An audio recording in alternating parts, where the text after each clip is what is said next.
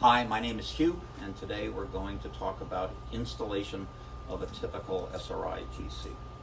So the GC arrives in a plastic shipping container like this. So you take out the two bolts. I've taken the nuts off previously to save time. And then inside the GC you'll find a test chromatogram or several test chromatograms showing how we tested the GC before it left our final test facility. So these are important documents, so keep track of those. And then there's a couple of pieces of foam. Keep all this stuff, by the way, in case the GC ever has to travel back to us. It travels very securely in this box, but if you just put it in a cardboard box, then we have to sell you a new one of these plastic boxes when we return it. So keep the box and keep all the packing material.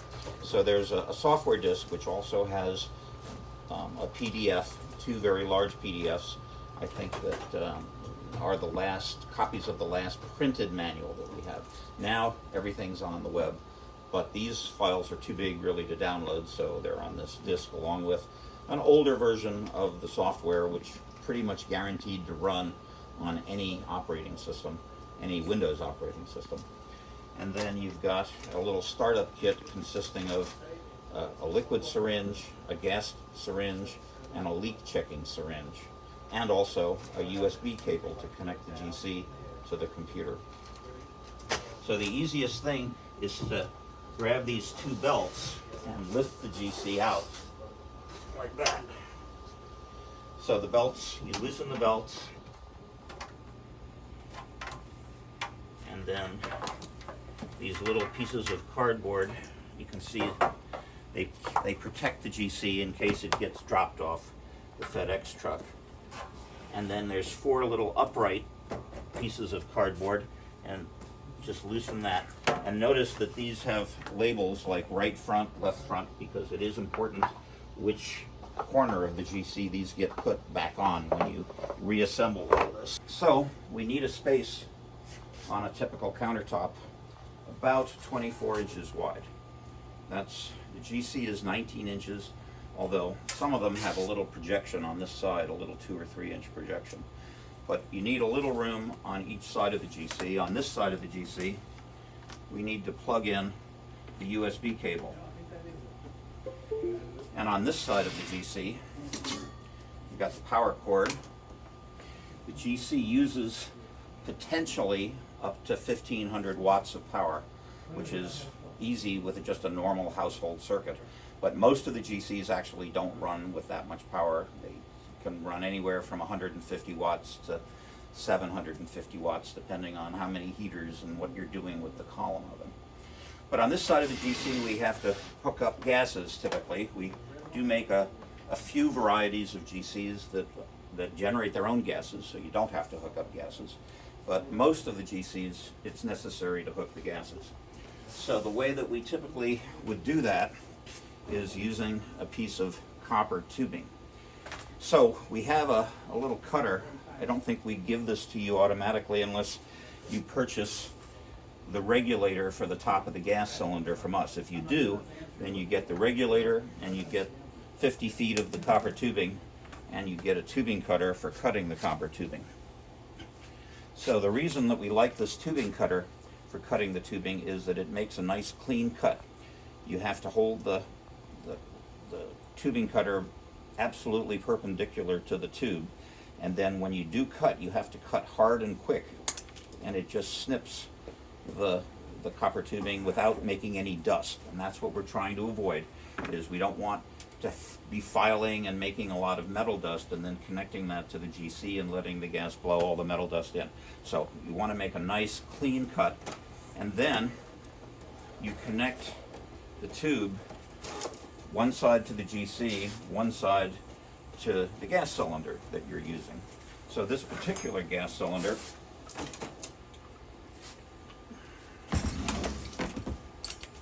has a special fitting on the outlet of the gas cylinder called a snubber.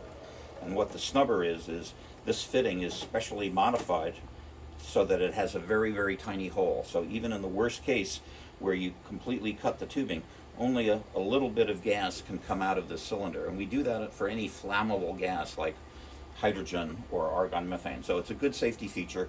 If you don't purchase the regulator kit from us, then tell us and we'll give you or sell you one of these snubber fittings so that you can have a safer hydrogen tank. So you should tie the tank down, or at very least lay the tank down so that it can't fall over and knock the cylinder regulator off the tank. So you want to, you should have some kind of a safety training course, I suppose, in handling gas cylinders. And that's one reason why people like the hydrogen generators, and that way they can just make the hydrogen out of water. But they're expensive. So to make the swage lock connection, you start with the piece of copper tubing and you put the nuts and ferrules on. We'll be giving you these. They'll be on these fittings, but I wanted you to see what it looks like. So it's a two-part ferrule. There's a front ferrule and a back ferrule, and the little lip has to jam itself into the front ferrule, and then when it gets tightened up, it squeezes down. So to do that, we insert the tube, and then maybe she'll put you on a better project. Put the nut up like that. And then it's important to tighten enough so that there's no leak, but you don't want to just keep on tightening and tightening and tightening, because you want to be able to take this apart and then put it back in maybe several times. And if you over tighten, it'll just get so jammed that it'll distort the fitting, and it really won't work very well after you disconnect it. So you want to feel it squish, but you don't want to keep going after you feel that it's really tight.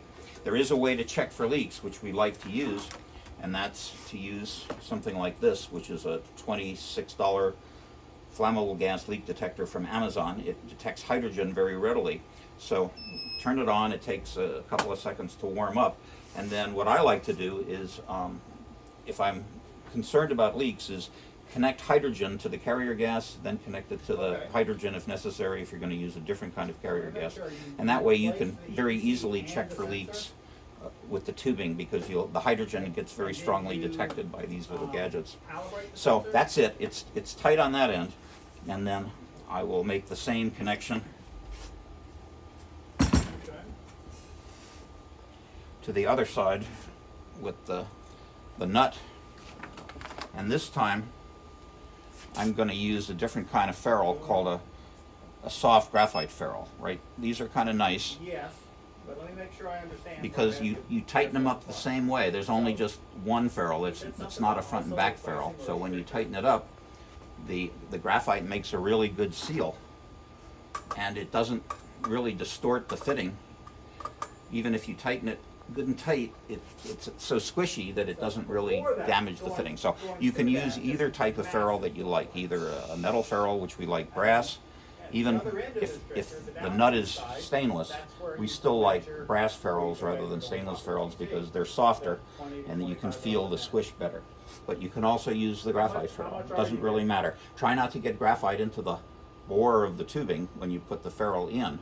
So it might be a good idea. In fact, we recommend this generally, is after you put any piece of tubing through any graphite ferrule, some of it could get shaved off into the mouth of the tubing. So it's always a good idea to snip off a little bit after you've done that, and then put it into the fitting. That way you make sure there's no graphite in the mouth of the tubing that could find its way down the tubing and into the GC. Okay, I don't really have to connect that for this video. Okay, so we've connected the gases. Different GCs are going to require different gases. Some GCs may not require any gas at all. It really depends on what kind of detectors and columns and what you're trying to measure, which gases you're going to need. But you should know that before the GC arrives, because the gases take a few days to get delivered from the gas company. So if you're going to use argon for the carrier gas, you need a tank of argon. And if you're going to use hydrogen for the flame, or for carrier, or for any other purpose, you either need a tank of hydrogen or you need a hydrogen generator, which right now they run about $3,500.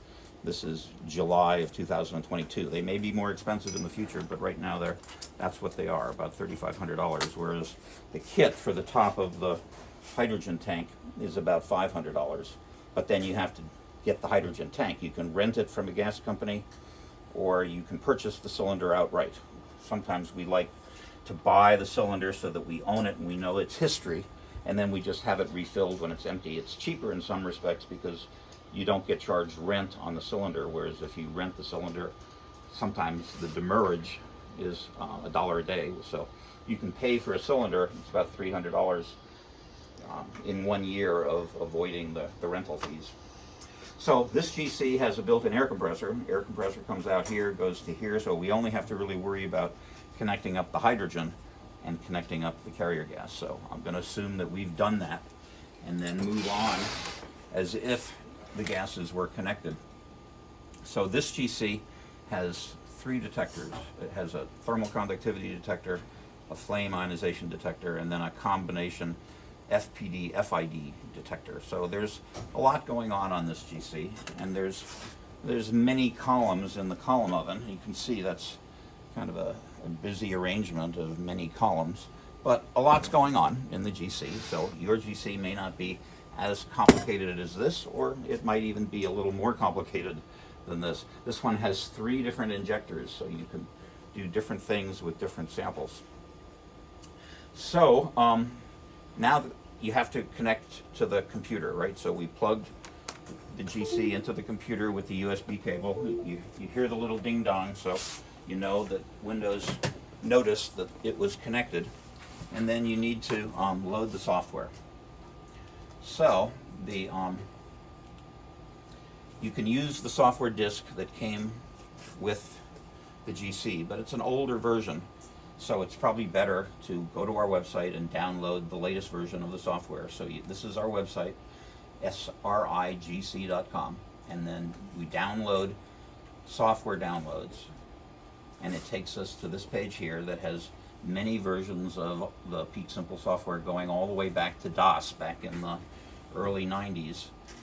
So we keep versions for every operating system here. So if you have an older computer like Windows 7 or even XP, you can find a version of the software for that. The software really is all the same. It's just the portion of the program called the driver that communicates over the USB cable that really is different between the various versions.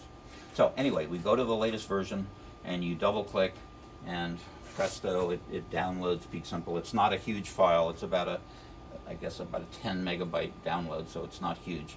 And then you just run the file, and when you do, you end up with an icon on your desktop. So you can see here I have multiple icons because you can run more than one window of Peak Simple at a time. In this case, I'm running 2 GCs